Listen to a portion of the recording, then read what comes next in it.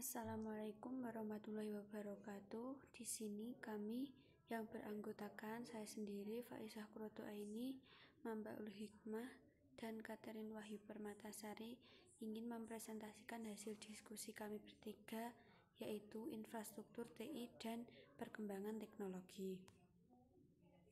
Infrastruktur TI sebagai berbagi sumber daya teknologi yang menyediakan platform bagi aplikasi atau penerapan sistem informasi spesifik perusahaan. Infrastruktur TI terdiri atas rangkaian perangkat fisik dan aplikasi perangkat lunak yang diperlukan untuk mengoperasionalkan keseluruhan perusahaan. Evolusi infrastruktur TI. Yang pertama, era mainframe umum dan komputer mini dari 1959 hingga sekarang. Yang kedua, era komputer pribadi dari 1981 hingga sekarang. Yang ketiga, era client atau server dari 1983 hingga sekarang. Yang keempat, era komputasi perusahaan dari 1992 hingga sekarang. Yang terakhir, era komputasi cloud dan mobil dari 2000 hingga sekarang. Selanjutnya, komponen infrastruktur terdiri dari platform perangkat keras komputer, platform sistem informasi, aplikasi dan perangkat lunak perusahaan, pengelola dan penyimpanan data, platform jaringan atau telekomunikasi, platform internet, dan yang terakhir, jasa konsultasi dan pengintegrasian sistem. Selanjutnya akan dilanjutkan rekan saya. Baik, selanjutnya di sini ada tren platform terkini perangkat keras. Yang pertama ada platform digital mobile. Smartphone dan komputer tablet menjadi begitu penting dalam mengakses internet. Perangkat-perangkat tersebut semakin banyak digunakan untuk tujuan komputasi organisasi bisnis seperti aplikasi pelanggan. Selanjutnya, konsumerisasi dari IT dan beyond.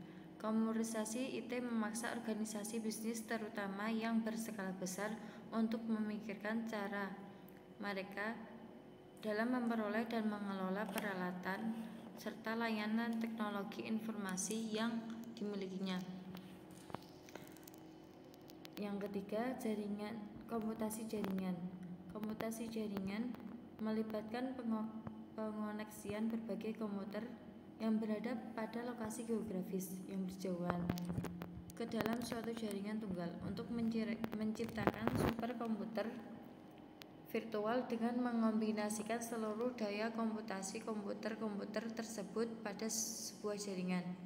Yang keempat ada virtualisasi.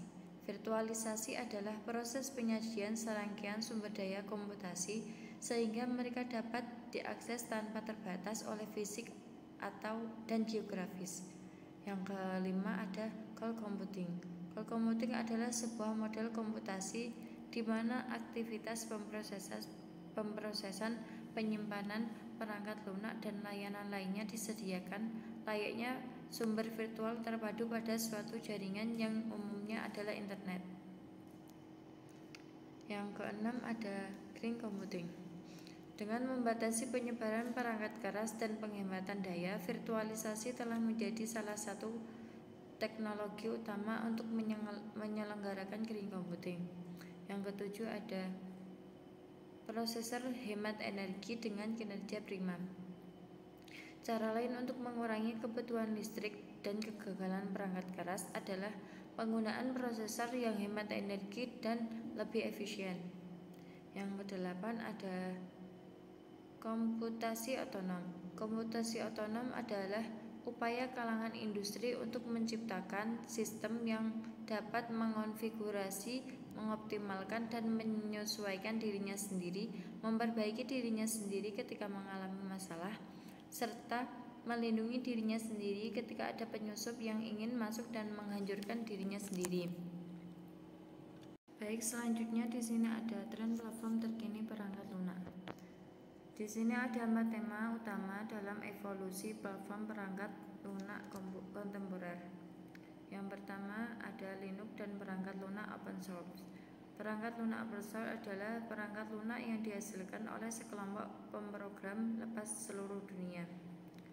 Perangkat lunak open source terus berkembang selama lebih dari 30 tahun dan terbukti dapat diterima dan diproduksi secara komersial.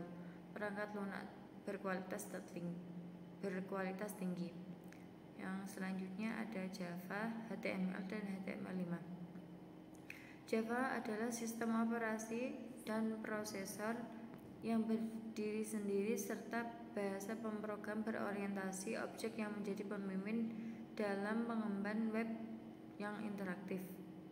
HTML adalah bahasa pemrogram yang digunakan untuk ditempatkan pada laman web guna menentukan bagaimana tulisan, gambar, video, dan suara ditempatkan pada laman web serta untuk menciptakan link-link dinamis ke objek ataupun laman web lainnya.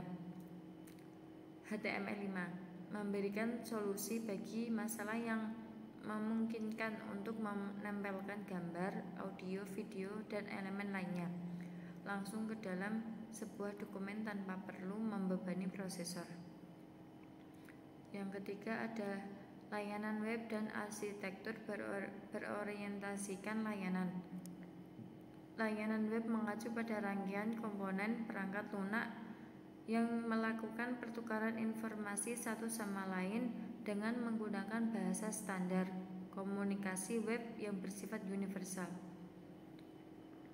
Yang selanjutnya, layanan alih daya lunak dan cloud service. Perangkat lunak terpadu dan perangkat lunak perusahaan. Perangkat lunak terpadu adalah rangkaian program perangkat lunak yang telah ditulis sebelumnya untuk bertujuan komersial untuk memudahkan perusahaan tanpa harus menulis ulang program dan fungsi-fungsi tertentu. Alih daya perangkat lunak. Alih daya perangkat lunak memungkinkan perusahaan untuk mengontrak perangkat lunak yang telah dikembangkan sesuai dengan kebutuhan perusahaannya atau merawat sistem warisan yang telah ada melalui pihak luar yang seringkali beroperasi di luar negeri di wilayah. Perangkat dan layanan perangkat lunak berbasis cloud computing. Perangkat lunak berbasis cloud computing dan data yang digunakan tersimpan pada server andal pada sebuah pusat pengolahan data berskala besar serta dapat diakses melalui koneksi internet dan browser web standar. Selanjutnya akan dilanjutkan oleh teman saya. Selanjutnya saya akan menjelaskan mengenai isu-isu manajemen. Isu manajemen yang pertama yaitu berkaitan dengan perubahan infrastruktur dan platform, di mana seiring perusahaan menyusut, mereka dapat terjebak dengan infrastruktur yang berlebihan yang dibeli di masa yang baik. Bagaimana bisa sebuah perusahaan tetap fleksibel saat sebagian besar investasi di infrastruktur teknologi informasi? Apakah pembelian dan lisensi biaya tetap? Seberapa baik skala infrastruktur, skabilitas mengacu pada kemampuan komputer, produk, dan atau sistem untuk berkembang melayani sejumlah besar pengguna tanpa mogok. Aplikasi baru, merger dan akuisisi, serta perubahan volume bisnis pada semua dampak beban kerja komputer harus diperhatikan saat merencanakan suatu kapasitas perangkat keras. Yang kedua yaitu manajemen dan tata kelola atau governance. Isu yang muncul di kalangan manajer dan CEO yaitu siapa yang akan mengontrol dan mengelola infrastruktur teknologi informasi suatu perusahaan. Yang ketiga yaitu berinvestasi secara bijak di bidang infrastruktur. Infrastruktur merupakan bidang yang penting dalam investasi suatu perusahaan. Apabila terlalu banyak berinvestasi yang dikeluarkan untuk infrastruktur, maka akan banyak infrastruktur yang menganggur serta dapat mengganggu kinerja perusahaan. Dan apabila perusahaan menghabiskan investasi terlalu sedikit, layanan bisnis yang penting tidak dapat diberikan, dan pesaing perusahaan atau yang melakukan investasi dengan biaya jumlah yang tepat akan mengalahkan perusahaan yang investasinya terlalu rendah.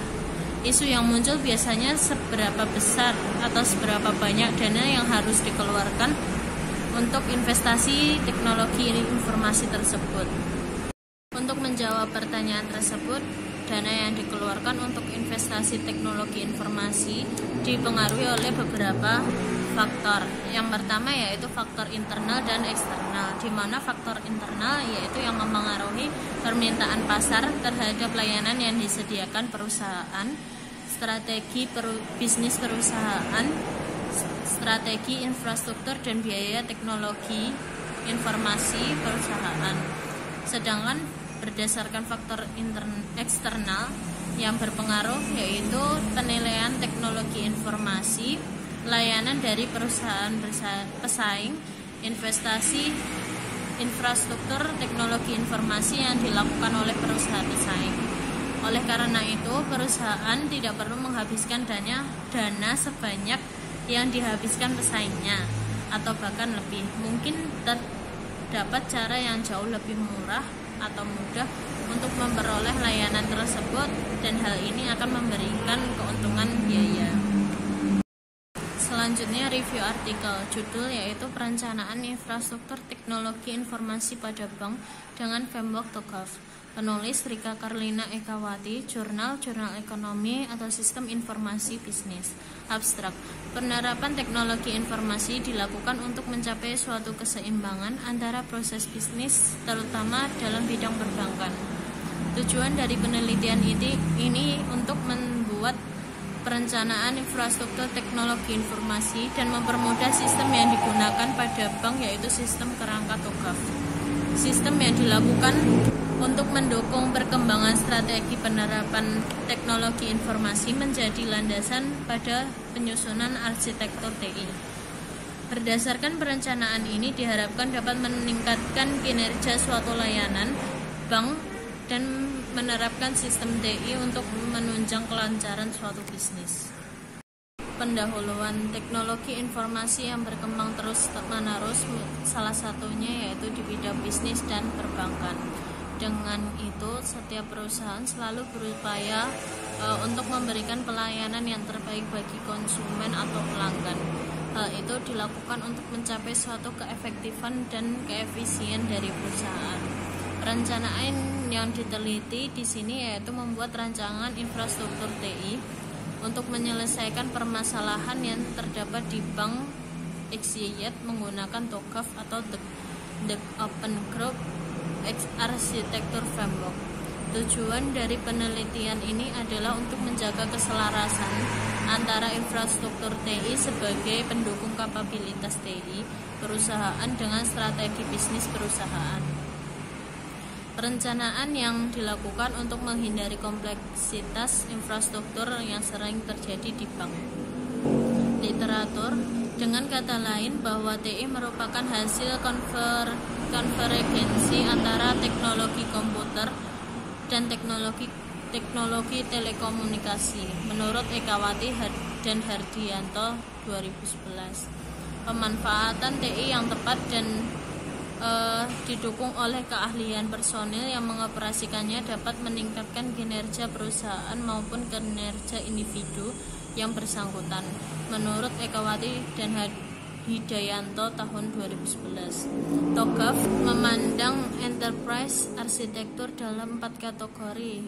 Menurut Setiawan dan Budi tahun 2009, antara lain yang pertama yaitu business arsitektur, yang kedua application arsitektur, yang ketiga data arsitektur, dan yang terakhir yaitu technical arsitektur. Metodologi untuk menyelesaikan permasalahan pada bank XYZ akan digunakan metodologi TOGAF, yaitu kerangka-kerangka pengembangan, penerapan, dan pengelolaan arsitektur TI organisasi atau perusahaan. Menurut Suhendri tahun 2016. Pembahasan proses bisnis bank XYZ.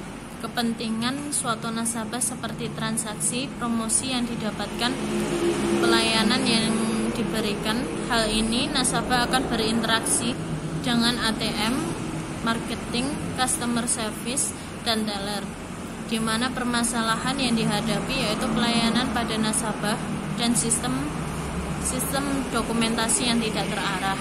Hal tersebut disebabkan lambatnya kinerja dan proses yang terjadi di dalamnya serta sistem yang digunakan masih manual. Konsep solusi TI untuk Bank SYZ.